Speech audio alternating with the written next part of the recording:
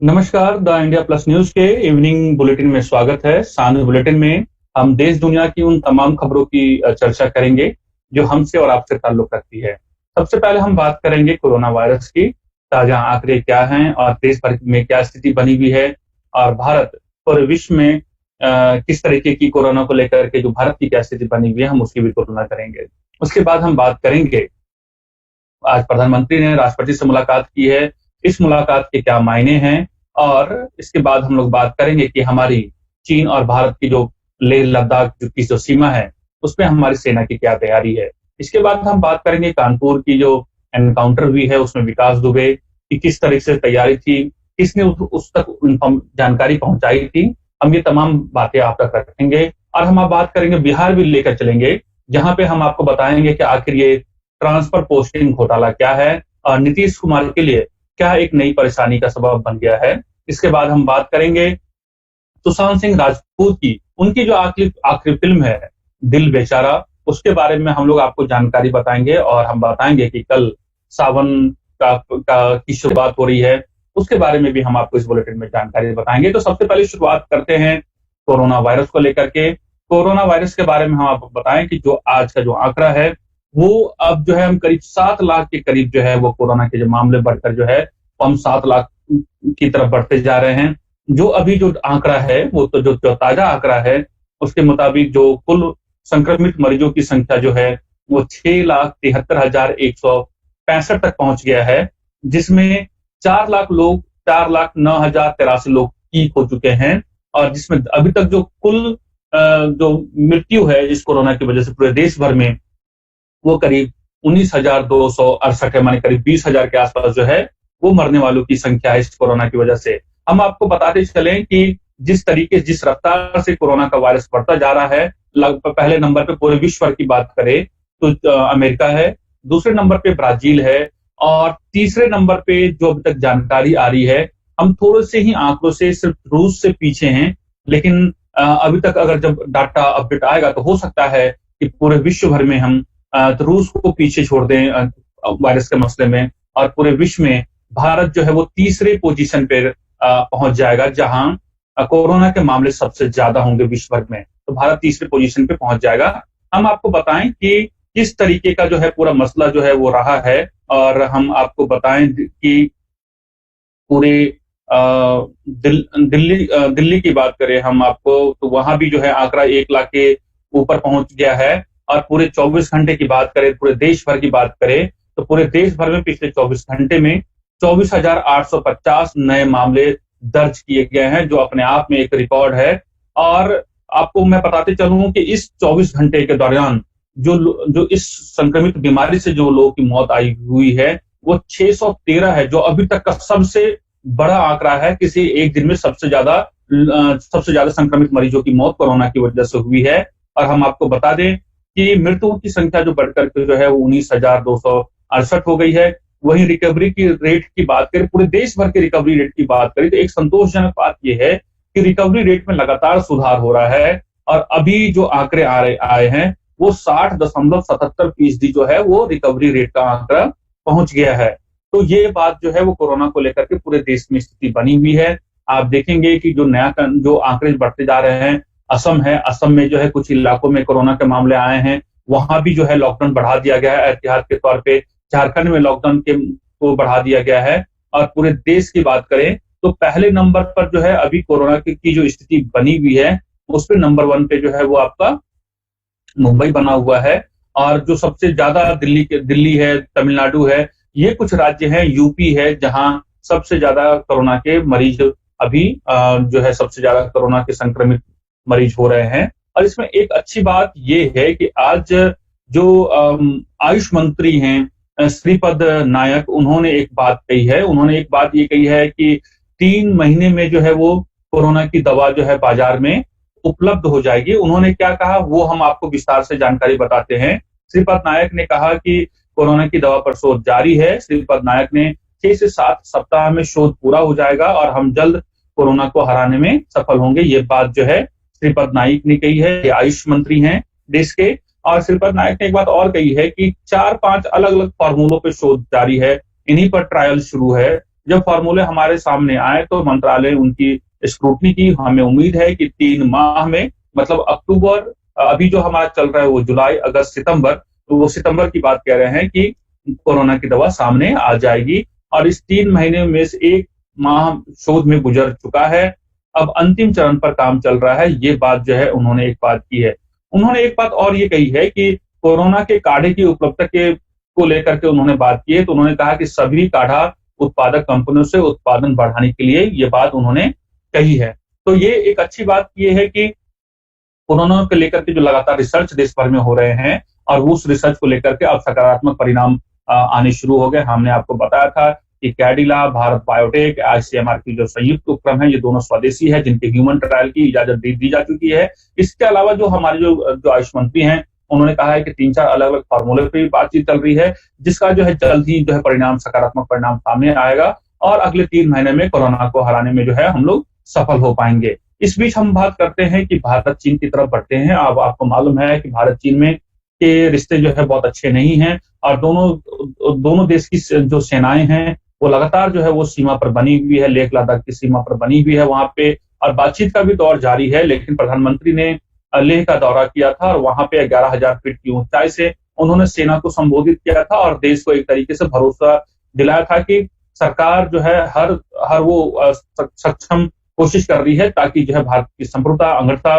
अखंडता बनी रहे। और वो शांति की भी बात भी वो उन्होंने की। और चीन को कहीं न कहीं चीन और चीन की सेना पर जो मनोवैज्ञानिक दबाव है वो लगातार बनाने का काम जारी है ताकि 15 जून से पहले की जो स्थिति थी वो यथास्थिति बहाल की जा सके। इस बीच प्रधानमंत्री ने क्या किया है, राष्ट्रपति रामनाथ कोविंद से उन्होंने मुलाकात की है और ये मुलाकात लगभग आधे घंटे तक चली है और इस मुलाकात के अपने मायने हैं।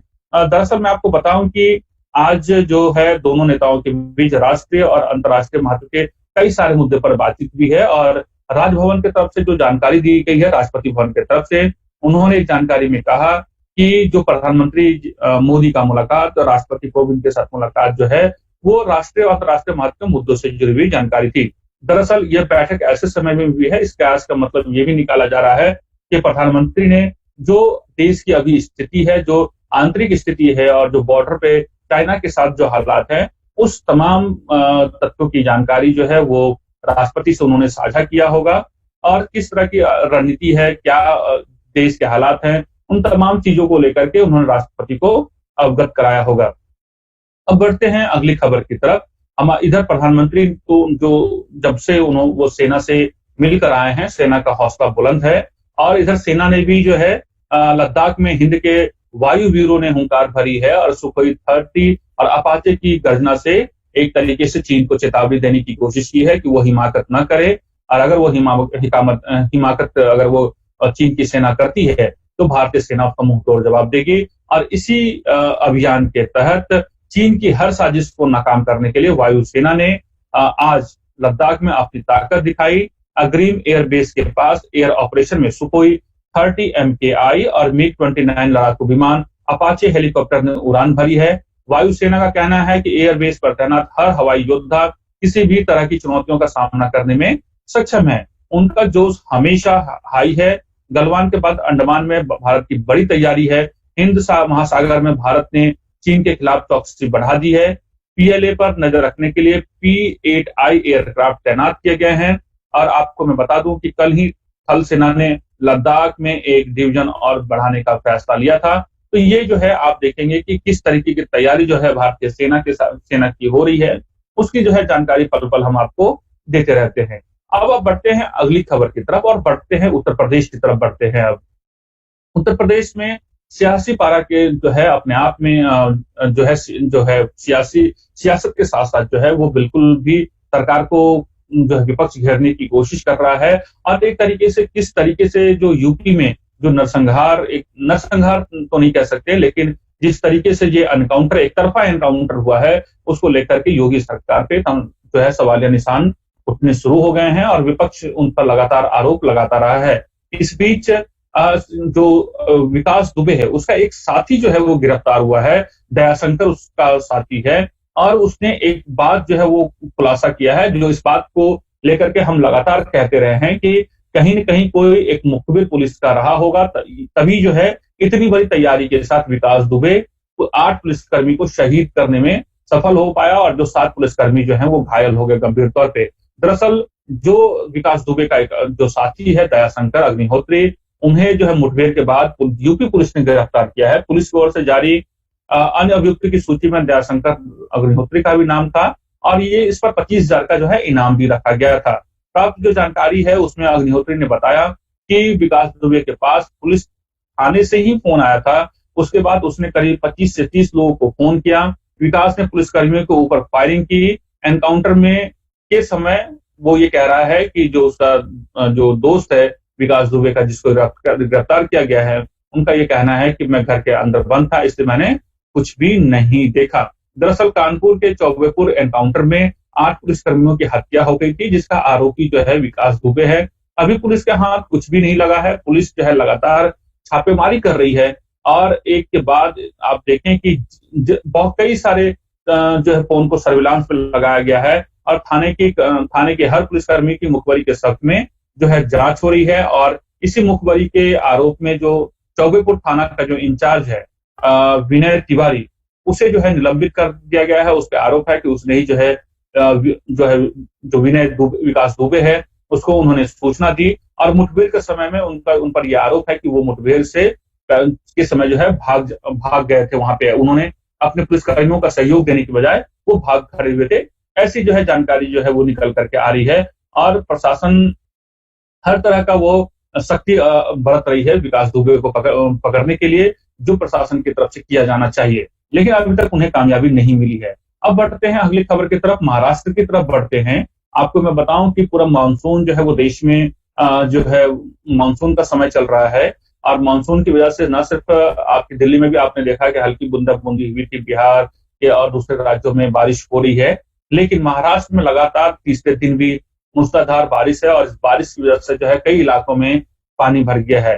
दरअसल ये लगातार 3 दिन की मूसलाधार बारिश से लोगों की परेशानियां बढ़ गई हैं और जानकारी के मुताबिक जो निचला इलाका है जहां मुंबई का, जैसे हिंद माता, TT junction, king circle, Dharavi में पानी का जो है भराव है वो शुरू हो गया है, जिसके बाद बीएमसी ने मोर्चा संभालते हुए पानी के निकासी के लिए मेन होल्स के ढक्कनों को खोल दिया है। इसके साथ ही सुरक्षा के लिहाज से बीएमसी कर्मचारियों को भी तैनात किया गया है ताकि कोई आम आदमी मेन होल्स में न गिरे।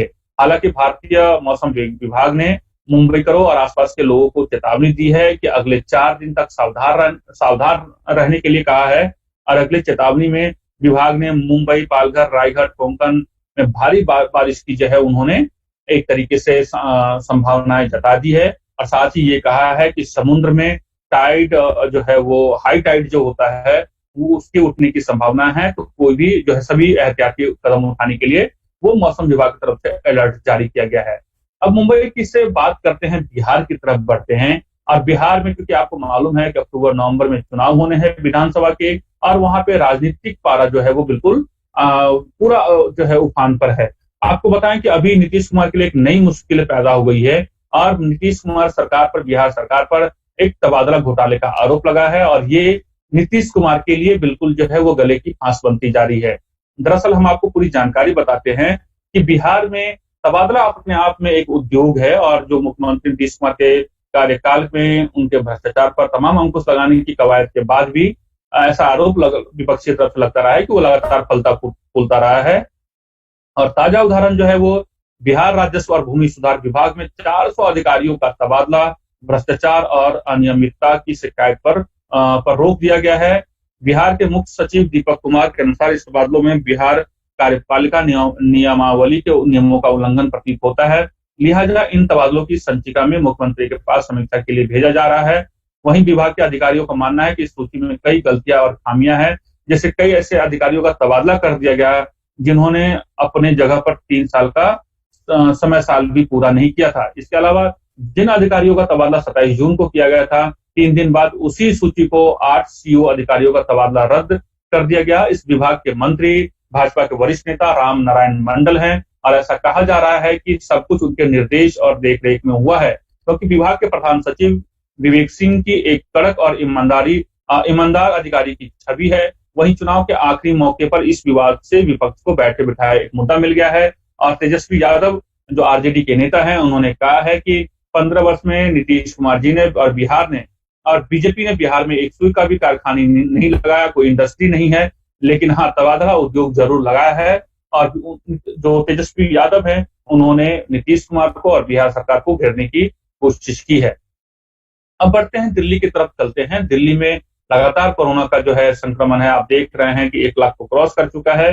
लेकिन और इस चीज की वजह से है, जुलाई तक जो है आप देखेंगे कि तमाम स्कूल कॉलेजेस को बंद करने का फैसला जो है वो दिल्ली की सरकार ने लिया है।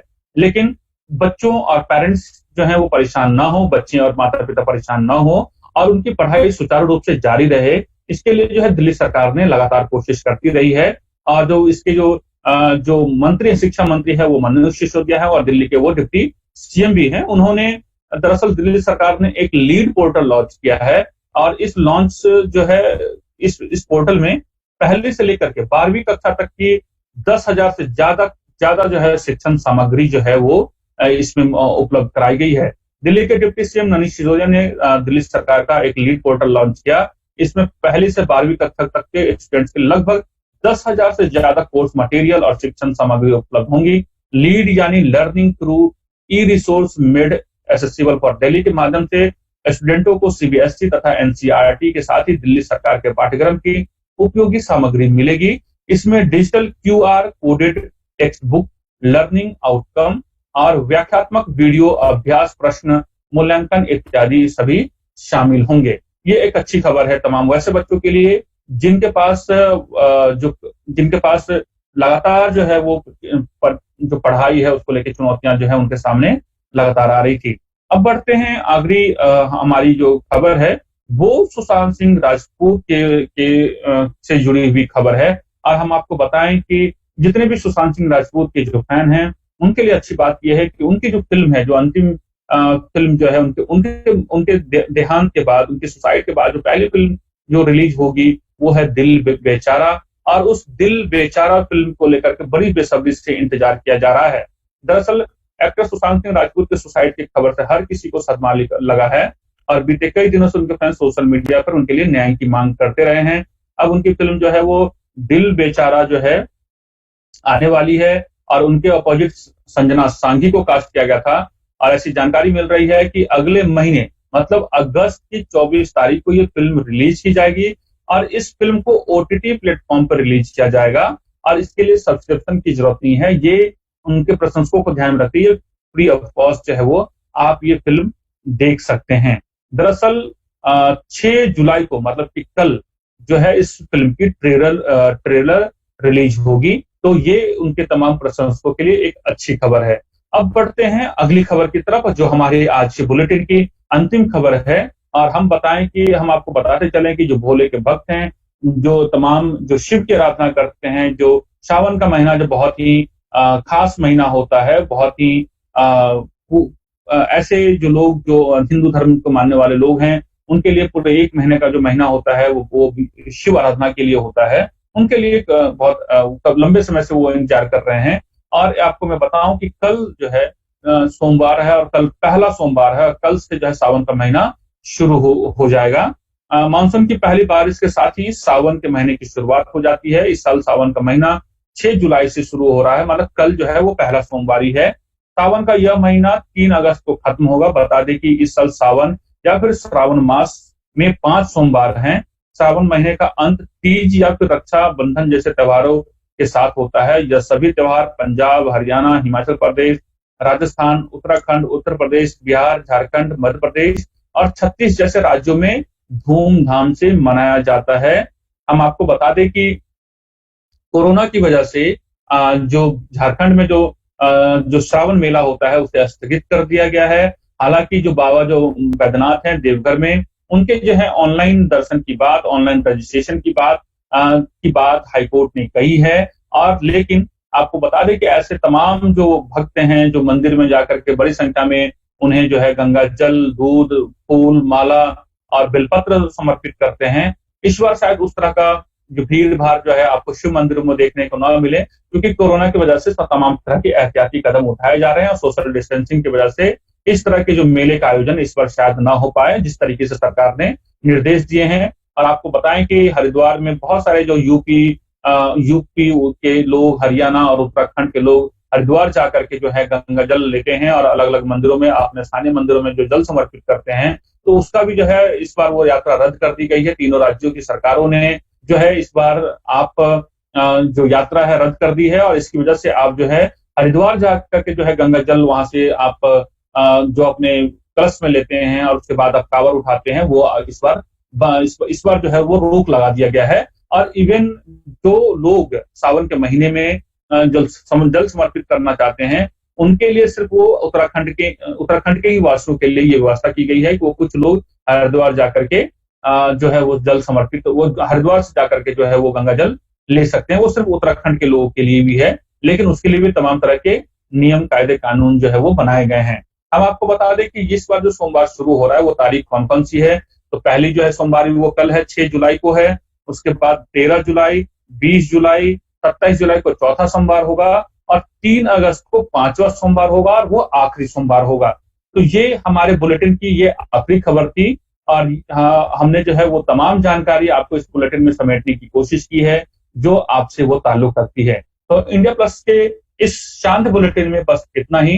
देश दुनिया की तमाम खबरों से आप लगातार हम आपको अपडेट कराते रहते हैं। हम आपसे ये गुजारिश करते हैं कि आप द इंडिया प्लस की YouTube platform, Facebook, Twitter, Insta को आप जरूर लाइक कीजिए, सब्सक्राइब कीजिए, कमेंट कीजिए। आज के बुलेटिन में बस इतना ही। हम फिर सुबह आपको सुबह 9 बजे मिलेंगे मॉर्निंग बुलेटिन में। मुझे पंकज हरि कुमार को इजाजत दीजिए। आप खुश रहिए, सेफ रहिए, सुरक्षित रहिए। नमस्कार।